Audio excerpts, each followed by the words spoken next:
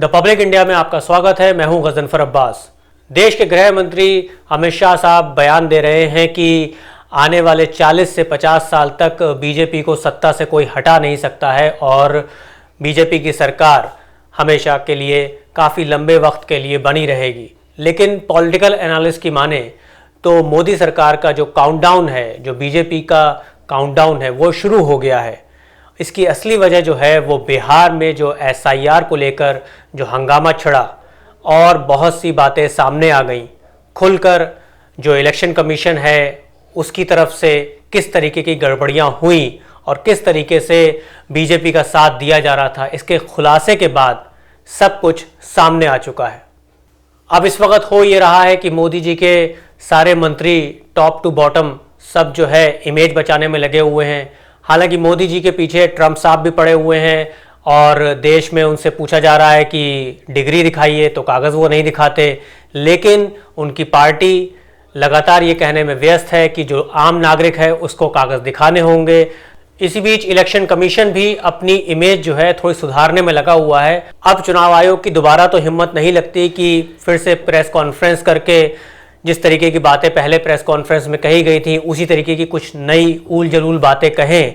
तो election commission अपनी साफ छवि को दिखाने के लिए बोल रहा है कि 98% से ज़्यादा इलेक्टर्स की जो डिटेल्स हैं, जो डॉक्यूमेंट्स हैं, वो उनके पास वापस आ चुके हैं। जो 65 लाख लोगों के नाम उन्होंने हटाए थे, टोटल जो वहाँ पे वोटर्स हैं उनका अगर आंकड़ा देखा जाए तो उसमें 98% से ज़्यादा लोगों ने फॉर्म भर दिए हैं। लेकिन आज की स्टोरी में हम आपको बताने वाले हैं कि जो बीजेपी का इलेक्शन कमीशन को साथ लेकर जो एक कॉन्स्पिरेसी थी बिहार में, वो फेल हो गई। जिस तरीके की मीडिया रिपोर्ट्स आई उसमें तमाम फर्जीवाड़े आए। उसके बाद इलेक्शन कमीशन को अपनी इमेज सुधारने और इमेज बचाने के अलावा कोई दूसरा चारा नहीं बचा।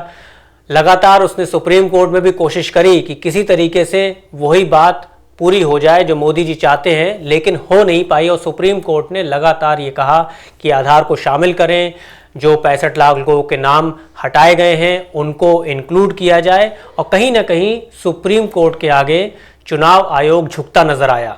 अपना प्लान फेल होता देख बीजेपी ने वही पुराना राग गाना शुरू किया। पिछले 2-3 हफ्तों से लगातार यही चल रहा है कि बीजेपी की जितनी भी IT टीम है और तमाम नेता, खुद देश का गृह मंत्री और प्रधानमंत्री साहब लगातार घुसपैठिया वाला राग अलाप रहे हैं कि घुसपैठिया बिहार में आ चुके हैं। अब समझने वाली बात यह है कि घुसपैठिया अगर बिहार में हैं और घुसपैठिया वोट कर रहे हैं तो इसमें सीधे तौर पे चुनाव आयोग को कहीं ना कहीं बीजेपी जिम्मेदार ठहरा रही है। लेकिन इस पर चुनाव आयोग बीजेपी को कोई भी नोटिस जारी नहीं करता और ना ही करेगा। असल में बिहार में बीजेपी कुछ इसी तरीके से करना चाहती थी जैसे कि वो आसाम में कर चुकी। आसाम में हुआ ये था कि 19 लाख लोगों को NRC में बाहर कर दिया गया था, उन्हें बांग्लादेशी घोषित कर दिया गया था, उनके ऊपर मुकदमे चले और बाद में ये पाया गया कि उस 19 लाख लोगों में तकरीबन 7 लाख मुसलमान हैं और ज़्यादातर नॉन मुस्लिम्स हैं और हिंदूज़ हैं। और बाद में खबर आई कि बीजेपी की हेमंत बिस्वा की सरकार ने जो हिंदूज़ के खिलाफ, नॉन मुस्लिम्स के खिलाफ केसेस थे उनको वापस ले लिया और जो मुस्लिम्स के खिलाफ केसेस हैं उनको बांग्लादेशी घोषित करते हुए उनके खिलाफ केसेस चल रहे हैं। कुछ इसी तरीके का ड्रामा, कुछ इसी तरीके की पॉलिटिक्स बिहार में भी होने वाली थी। लेकिन शायद अमित मालवीय और बीजेपी का जो पूरा ग्रुप है वो चुनाव आयोग को सही से गाइड नहीं कर पाया कि जिस तरीके से आसाम में हुआ उसी तरीके से कोई खेल अंजाम देने में चुनाव आयोग पूरी तरीके से बीजेपी की मदद करता। उसमें कहीं ना कहीं बीजेपी से चूक हो गई। SIR की प्रक्रिया जब बिहार में शुरू हुई और बहुत ज़्यादा हलचल मची तो उस वक्त खबर आ रही थी कि जो मुस्लिम बहुल इलाके हैं वहाँ पर ज़्यादा वोटर्स के नाम वोटर लिस्ट से निकाले गए हैं। लेकिन बाद में जो खबरें आई हैं वो बीजेपी को और ज़्यादा चौंकाने वाली हैं। तो जितने भी 65 लाख लोगों के नाम निकाले गए हैं उसमें से जो मेजॉरिटी वोटर्स हैं वो नॉन मुस्लिम्स हैं, हिंदूज़ हैं।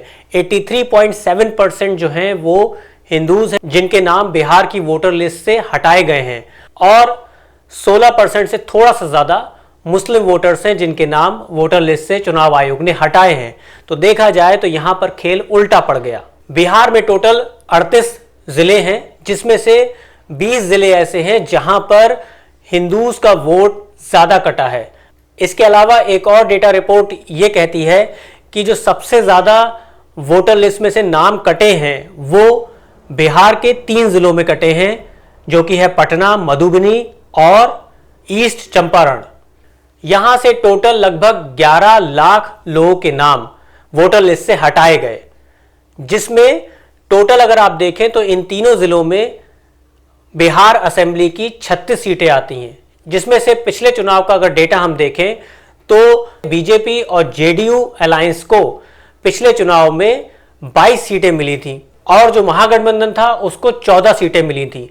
तो देखा जाए तो अगर यहां पर 11 लाख वोटर्स के नाम हटाए गए हैं और ये जेन्युइन वोटर्स हैं, तो अभी ये नहीं पता कि ये वो वोटर्स हैं जो बीजेपी को वोट देते चले आए थे या महागठबंधन को वोट दिया था। तो यहां पर भी कहीं ना कहीं संकट बीजेपी के लिए ज्यादा पैदा होता है, क्योंकि बीजेपी ने पिछली बार इन तीनों जिलों में जो सबसे ज्यादा सीटें हैं असेंबली की 36 सीटों में ज्यादा सीटें यानी कि 22 सीटें जीती थी। लेकिन जो सबसे ज्यादा इंपॉर्टेंट बात है वो ये कि बीजेपी का जो एक शुरू से पैटर्न रहा है कि झूठ पर झूठ, झूठ पर झूठ, एक के बाद एक बार बार वही झूठ बोलो जिससे कि लोगों को यकीन हो जाए कि जो बीजेपी कह रही है वही सच है। और चुनाव आयोग इस पर बहरा बना रहेगा, अंधा बना रहेगा, ना उसे कुछ दिखाई देगा ना उसे कुछ सुनाई देगा। तो जो अब घुसपैठिया वाला राग बीजेपी की तरफ से लगातार गाया जा रहा है वो बीजेपी अब बंद करने वाली नहीं है, क्योंकि बीजेपी को पता है कि चुनाव आयोग कहीं ना कहीं सुप्रीम कोर्ट के आगे झुक गया है, उसे अपनी इमेज की परवाह है, अब वो अपनी इमेज को बचाने में लगा हुआ है। तो एक हद से ज्यादा वो बीजेपी की मदद नहीं कर पाएगा, जो कि पहले की कॉन्स्पिरेसी ये लग रही थी कि कहीं ना कहीं वोटर लिस्ट में फर्जीवाड़ा करके, फेक वोटर्स को ऐड करके, जैसे कि तमाम मीडिया रिपोर्ट्स में आ चुका है, बीजेपी को फायदा पहुंचाने की कोशिश की जाएगी। लेकिन अब लोगों की जागरूकता बढ़ने के बाद जिस तरीके से वोटर अधिकार यात्रा में लोगों का मोबिलाइजेशन हो रहा है और बिहार में एक मास मूवमेंट, एक जन आंदोलन खड़ा होते हुए दिख रहा है, उसके बाद बीजेपी को पता है कि अब बीजेपी सिर्फ एसआईआर प्रक्रिया से सत्ता हासिल नहीं कर सकती, इसलिए वो लगातार घुसपैठिया वाला राग अलापते रहेंगे। लेकिन इसका फायदा एक हद तक बिहार में मिलेगा।